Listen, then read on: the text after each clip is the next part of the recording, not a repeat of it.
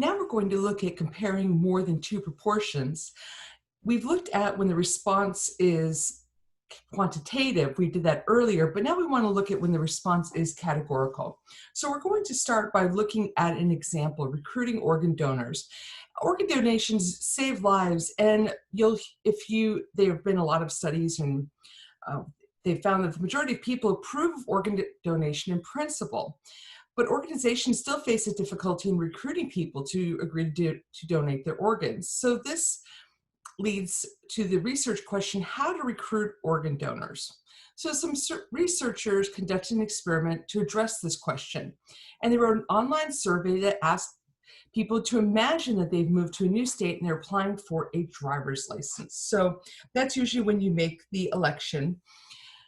As part of this application, they were to decide whether to become an organ donor. So what they did is they broke it into different groups. So some people were told that the default option is not to be a donor, so you have to opt in to actually be an organ donor.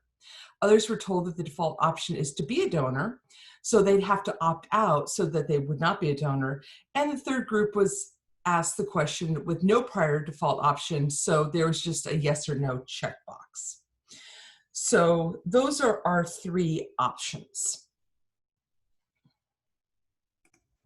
I just paused to quickly label them 1, 2, and 3. If you're wondering what the neutral group would look like, it would be something like for this one, would you like to be a donor? And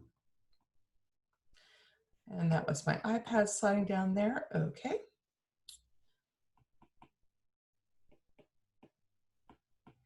And then there would be like 2 boxes with yes and no.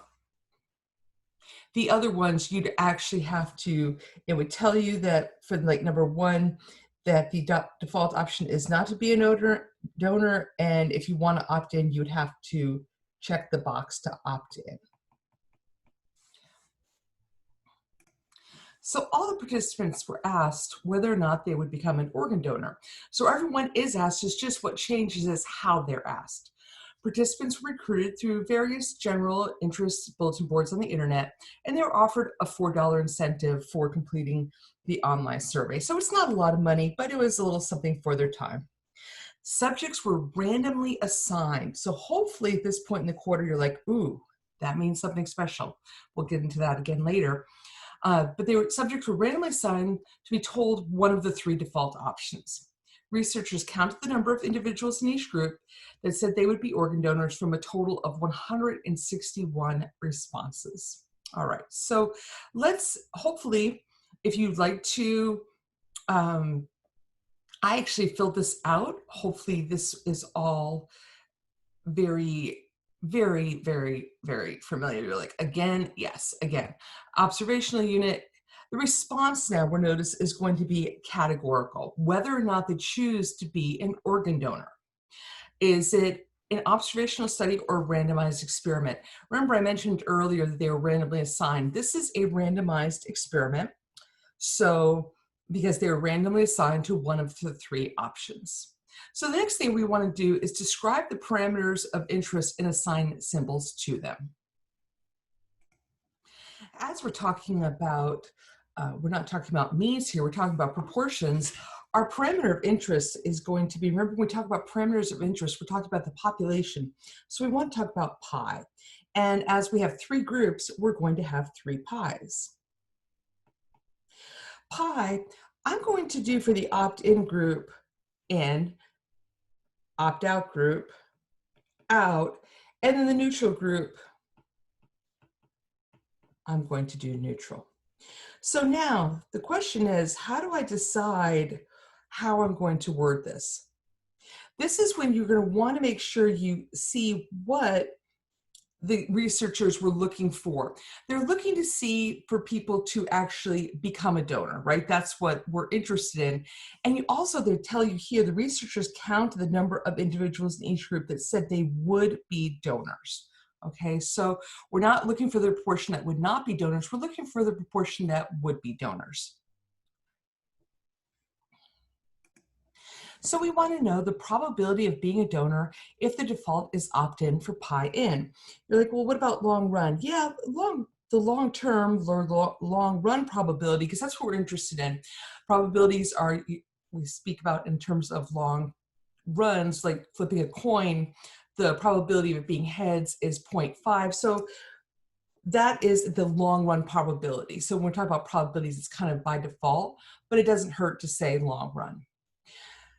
Probability, so of opting out, it's going to be the exact same wording, probability of being a donor if the default is, now this is where it changes, opt out. And the probability of being a donor if the default is neutral. And I'll just write out a little bit more here.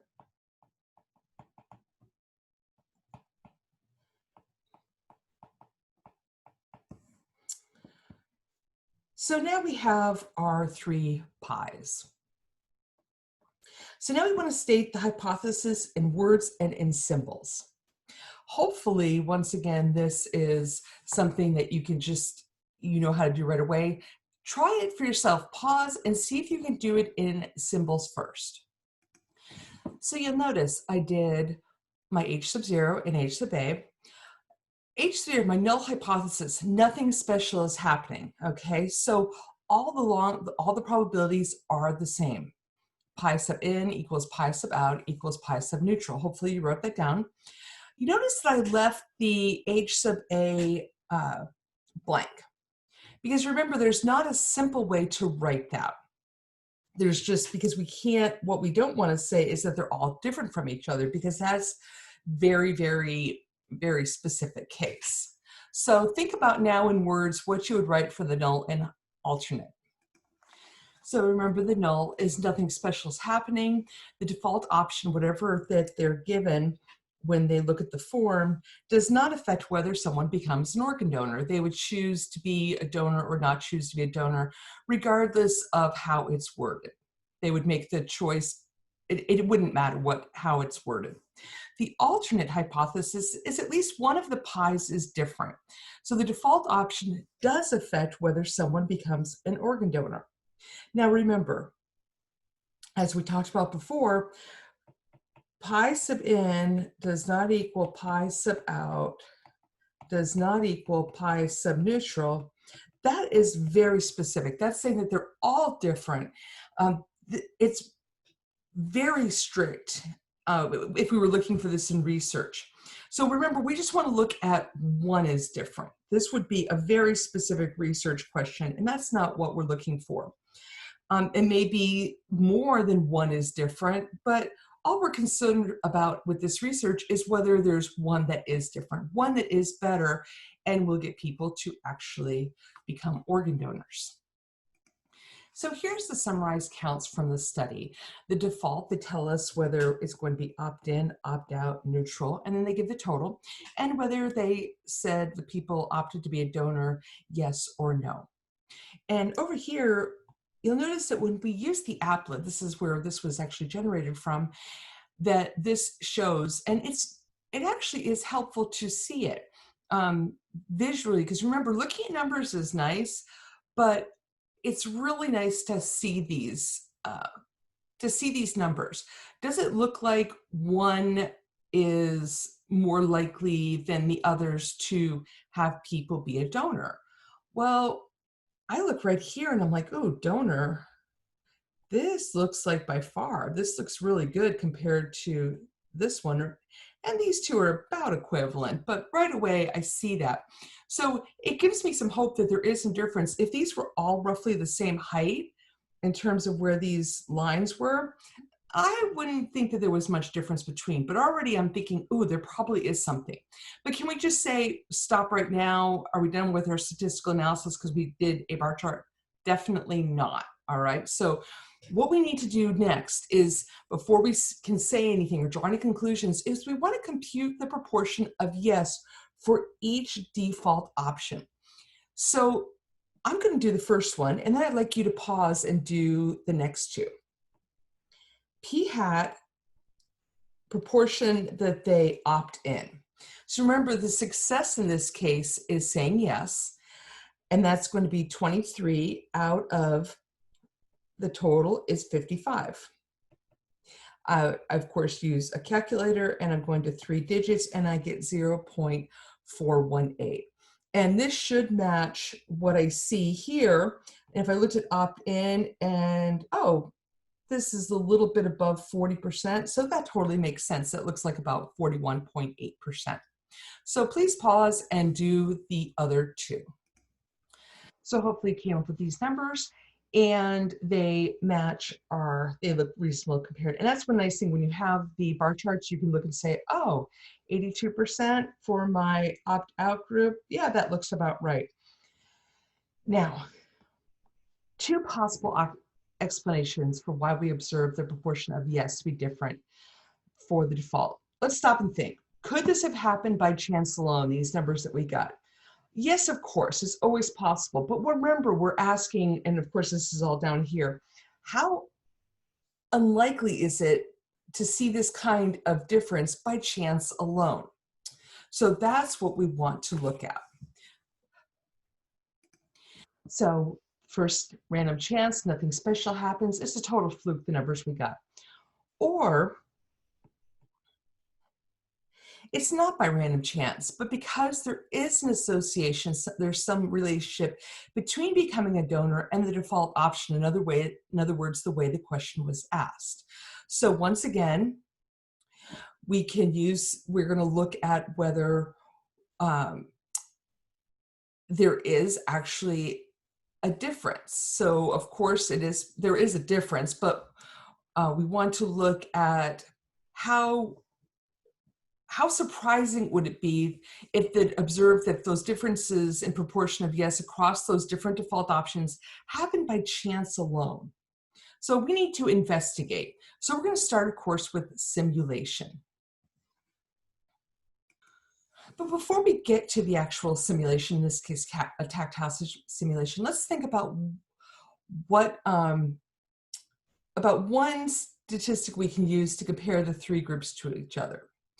So when we have 3 or more proportions to compare, we can't look at a difference of 2 portions like we did earlier, just comparing them, which is obviously the easiest way to do it.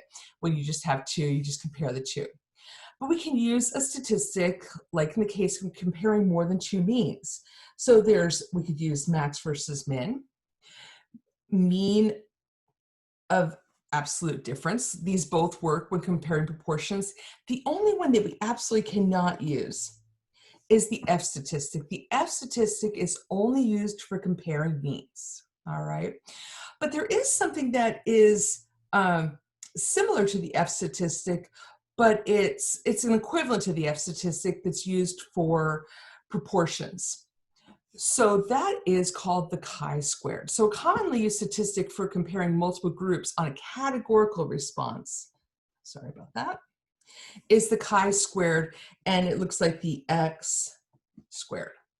The statistic is also useful when it's valid to use a normal approximation-based approach for analyzing data. So we'll be talking about that more later. So it can be calculated as this is how it's calculated. Chi-squared is this is sum. It's telling me to sum up all cells. What happens here? The observed cell count, so whatever number we have, minus the expected cell count. So we have to come up with the expected cell count. We have not talked about that yet. We've not shown how that works.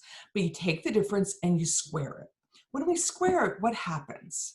What do we get rid of? So this isn't using absolute values before, but we're squaring it, and that takes care of the signs, which is really nice. And then we divide it by the expected cell count. So this is comparing to, as we've done before, we're comparing the two, and this gives us the standardized statistic idea. So it's not standardized stat idea. Remember, we divided by the standard deviation to get a standardized statistic. This is kind of along the same lines. So to sum it up, this right here, this chi-squared statistic compares what actually happened in the study, so what was observed, to what we would expect if the null hypothesis were true. So if the null hypothesis were true, is if nothing special is happening, all right? So we're comparing the two. And what we're going to need is to go back to this data, and we're actually going to use this data within this table to help us calculate or to create the null distribution.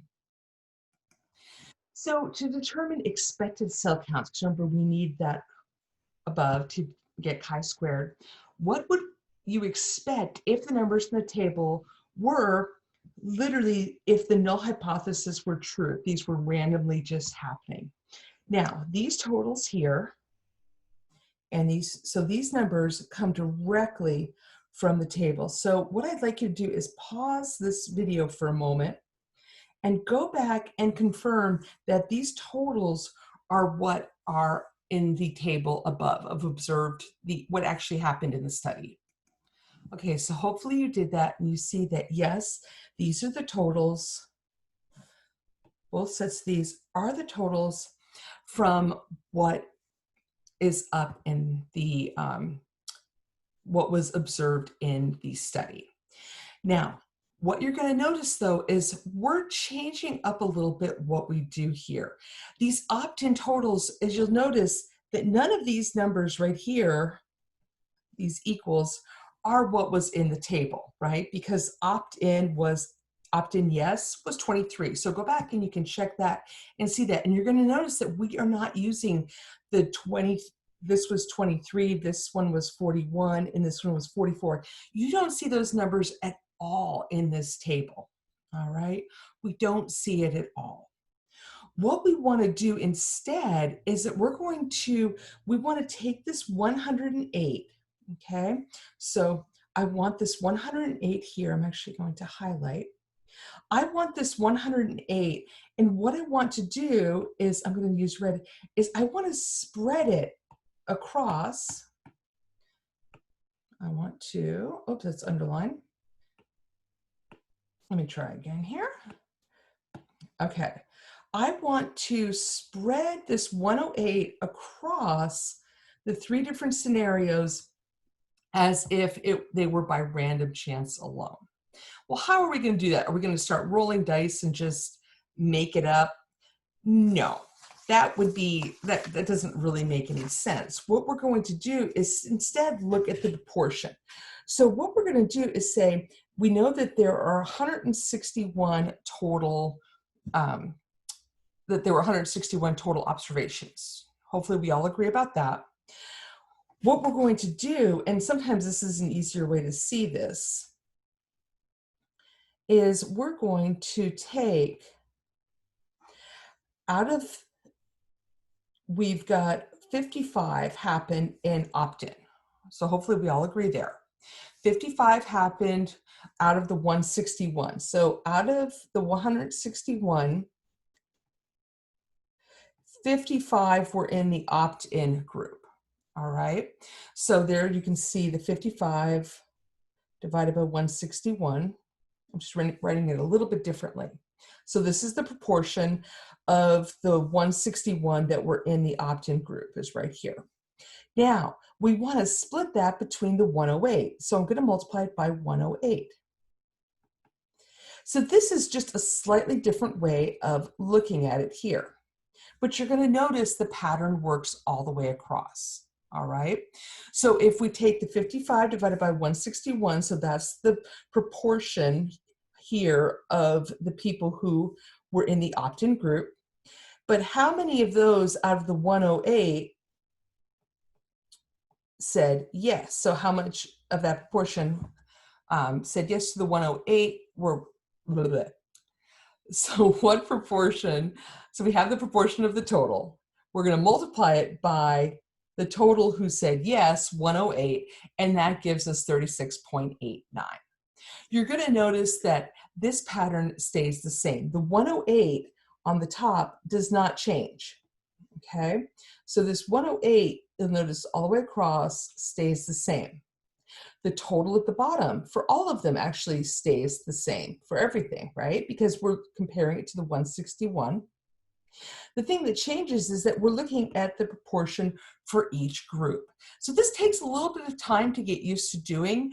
It's a good exercise to do, but let's just look at, instead, let's look down at the opt-in, but who said no.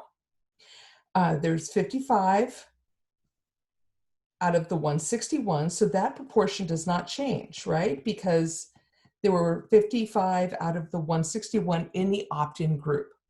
Now we want to know, we have that proportion, but how many of those said no? So we multiply across and we get 18.11.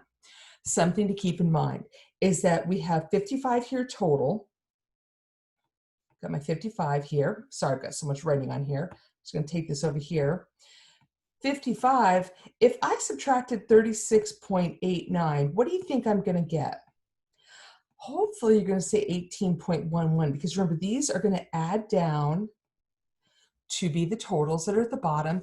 And if you add these across, the 36.89 plus the 33.54 plus the 37.57, you're going to get to 108. So I suggest taking a few minutes and actually reworking this table to make sure you understand. All we're trying to do is to see what would happen by random chance. So we've split we split everything into 3 groups, and they're kind of even. I mean, the numbers are pretty close, 55, 50, and 56, but they're not exactly even. But we're going to split them up now and use the numbers we have to split that 161 total into the various groups as if it was just happened randomly. So in general, the formula is the expected cell count for each cell. So this is for each cell. You take the row total, multiply it by the column total, divided by the table total. All right, so that's what we're doing. If you're struggling with understanding it, this is for each cell what you would do. Okay. So then we can calculate the chi-squared statistic. This is where it gets a little bit ugly. And we are not going to be doing this by hand, but I do want you to be able to understand how it works and what we're doing. So the chi-squared statistic, remember we talked about it a little bit above. And what we said is that we were going to take the observed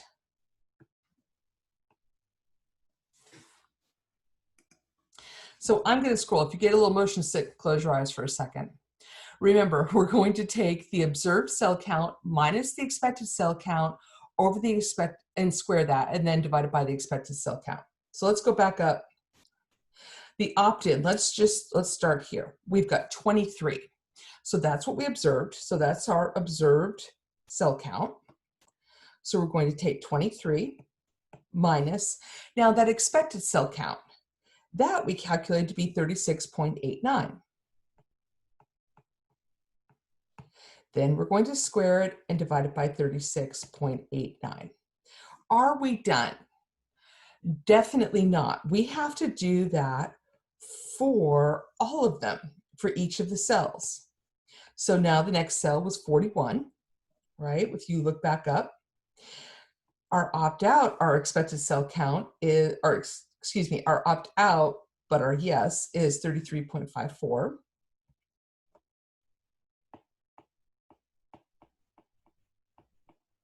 And we're going to square that and divide it by 33.54. So we're going to have to keep doing this until we get down to the very last cell, and we have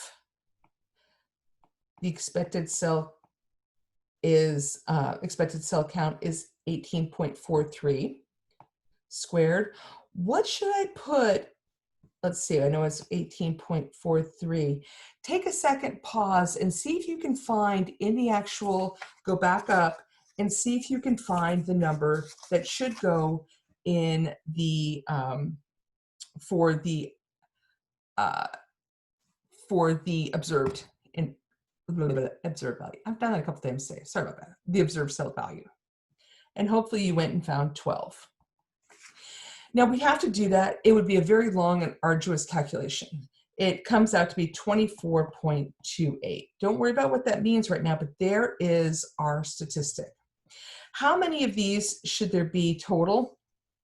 How many cells do we have? I mean, yes, we have a lot of cells, but remember, we do, what we're interested in is right here. And we have 1, 2, 3, 4, 5, 6. So we expect 6 cells. Therefore, there should be 6 of these. You're going to notice the degrees of freedom, DF. We're not going to spend too much time on these, but you're going to notice that it's always shown when we do this actually in the applet. And it's the number of rows minus 1 times the number of columns minus 1. In this case, it's going to be 2 minus 1 times 3 minus 1, and that's 2. So just in case you are curious, when you see that DF, where that's coming from, that's where it comes from. So now we have a statistic, all right, that we can compare. Remember, before we used to be able to just take the difference. Here we can't, all right, and we're not doing the max versus min. We're not looking for that test statistic. We're looking here, we're going to be using chi-squared. This is chi-squared. And there is the number that we're going to be comparing to. Before you look at the answer, pause for a moment and think in your mind, describe a step-by-step tactile simulation method that help us find out how surprising the results of the study are to have happened by chance alone. And hopefully you did that, because I'm already going. We're going to have 161 cards. We're going to write yes on 108 of them and no on 53. We have to shuffle and deal them into 3 piles, which makes sense. 55 for the opt-in, 50 for the opt-out, and 56 for the neutral. And once again, you're going to hopefully see that from these totals here. We're going to always go back to look at the cell totals. Then count the number of yeses and nos in each pile and fill in that table. All right, so then you have to actually do the count. That's going to be, that table will be like your null distribution. All right, and then you have to calculate the chi-squared statistic for that table. That gives you 1 point, and you're going to repeat 2 many times to generate the null distribution of the chi-squared statistic. That would be very, very time consuming by hand. And then you're going to determine at the end, so you do that, you come up with your distribution, and you want to determine the proportion of reps of the chi-squared stat, which is greater than or equal to that 24.28 that we calculated. Before we move on, sidebar, chi-squared, can it be less than 0? What do you think? Hopefully your gut is no. Look at the formula again. Think about the formula. We square the top, and then we, oops, sorry. Back to where we were. We square the top, divide by a number, which is a positive number, and then we add a bunch of numbers together. So could it be 0 in theory? Yes, that would be very, very unlikely. I mean, it definitely can happen, but it seems like it would be unusual when we do these studies. So it cannot be negative. We have seen where before they can be negative when we take differences. In this case, they cannot. So here's the null distribution for the chi-squared statistic. And the smallest that chi-squared can be is 0. The center of the graph will be somewhere positive. Okay, so that's a little different. The distribution of the chi-squared is skewed to the right. That's because the least it can be is 0. So the smallest it's going to be is 0, but there's no limit to how large it can be. All right. So do you expect to find evidence that the default option affects a person's decision on whether or not to be an organ donor? I'm looking for 24. Remember, this was all based on the data. I generated this null distribution. using an applet, which we'll talk about in a little bit. So I'm looking for 24 greater than or equal to 24.28 here. Ooh, that would be actually way out here. Yes, because none of the repetitions resulted in a shuffled chi-squared. So remember, this is like the shuffle. This is the number of shuffles we did. So this was generated. This is the simulation based, and that is an option when you go into the applet. There's none that are big or bigger than the observed value of 24.28. So the observed results unlikely to happen in, let's try that, H sub 0, sorry I missed that, were true. So it's a very small p-value. Recall the simulation-based null distribution of chi-squared is generated by we're going to use the randomization test for categorical response. So it's very similar to what we did before with the quantitative response, but here is categorical. And it's found on, you can find the applet and you can look at the graph. You have to make sure you choose chi-squared, okay, when you're doing these. So here you need to use the applet, obviously, to generate this, this null distribution. One thing to keep in mind is that we can go to the applet. We can always use simulation-based, but can we always use normal approximation? No. But let's move on to looking to see when we can use normal approximation-based. So when we can use those theory-based methods. So in the context of comparing multiple proportions, the normal-based approximation is called the chi-square test for two-way tables. The method is valid when the sample size is considered large enough. Large enough is usually 10 to 20 times size of sample. So you have to have a good size population, but it's not all that big. As a loose rule, As a loose rule, all the observed cell counts, so each of them should be at least 10. Okay, so when we did our observations, were all of our cell counts at least 10. So we're moving on to theory-based at this point. Approach. So is the normal approximation-based approach valid for the scenario valid in the scenario of the organ donor study? How are you deciding? I went back and looked at the table. So what we're looking at are each of these at least 10. Actually, they're not. One is 9, so that's pretty close. All right, so in theory, would it be better to use, obviously, will simulation always work? Yes. 9's pretty close to 10, and so the cell counts is questionable because one of the cell counts is less than 10. So it's questionable as one of the cell counts. So I just wrote down what we talked about. Is one cell count is less than 10. For the normal approximation, they always tell you the degrees of freedom, and it's true. We calculated that earlier. Like I said, we're not going to spend a lot of time on it. Note, the software will do the test whether the normal approximation-based method is valid or not. So if you click to use it, it will do it. But if you're in doubt as to whether you should do it, you should use simulation-based. And you can use that. The applet will give you the option you can use simulation-based. It's on the right-hand side like we've done before. So if in doubt, use simulation-based. But remember, junk in, junk out, garbage in, garbage out. You have to put in good data, whether or not you use simulation-based or normal-based, or it just won't work in general. All right, so if let's say that we do, in this case, we're going to use that randomization test for categorical response applet, and we can obtain the chi-square test for two-way tables. And here it is. It shows us, this is what the output is from the applet. Remember, this p-value here gives us a p-value. It doesn't mean that it is 0. It just means that the p-value is very, very small, and it's less than p-value is less than 0.001. All right, so it's not exactly zero.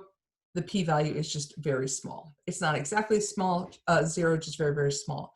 You're going to notice that sum, there's your chi-squared, okay? And there's the degree of freedom.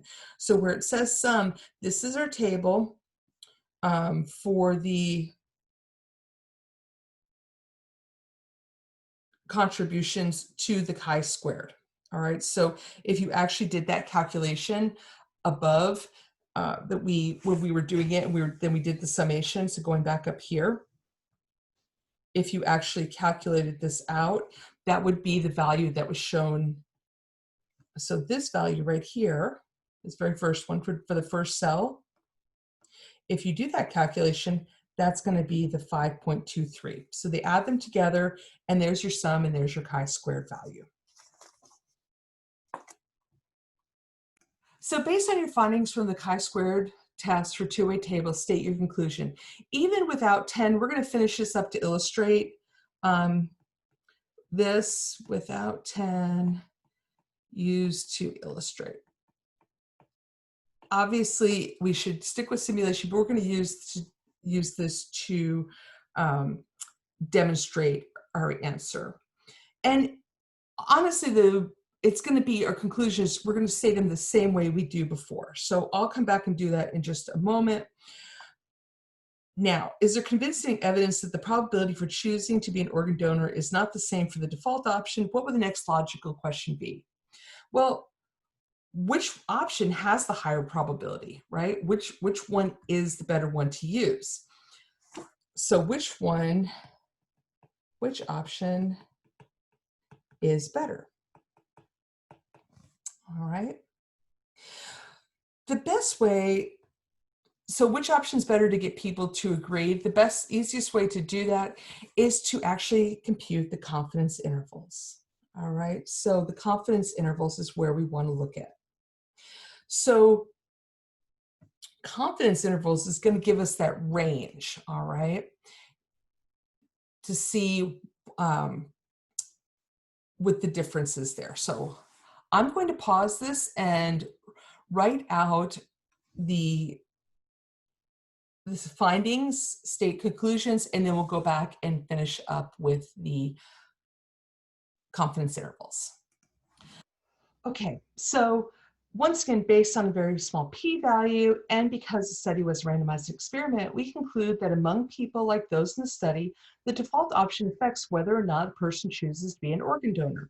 Cool, so we found support that there is a choice, but we want to know now which option is better. So we want to look at these, each of these intervals. I'm going to look at the first interval and draw my conclusion. I want you to do, so the first one is we see that there is a difference. We are 95% confident that the probability of choosing to be a donor is higher by somewhere between 2.335 and 0.5701 when the default option is opt out rather than opt in. All right, so because remember this is opt in minus opt out, but we like to show things as positives. It's much easier to read, right? On the next one I did was the opt out minus neutral. The difference though, there's no significant difference between opt out and neutral. Why? Because the interval contains 0, right? So there's remember we're looking at differences, so they contain 0. I'm going to leave you to write the last one, opt-in minus neutral. But once again, it would be the same idea that we did here. So remember, if the confidence interval contains 0, that's showing no difference. So the next thing is going to be a lab for you to work through and get more practice with this concept.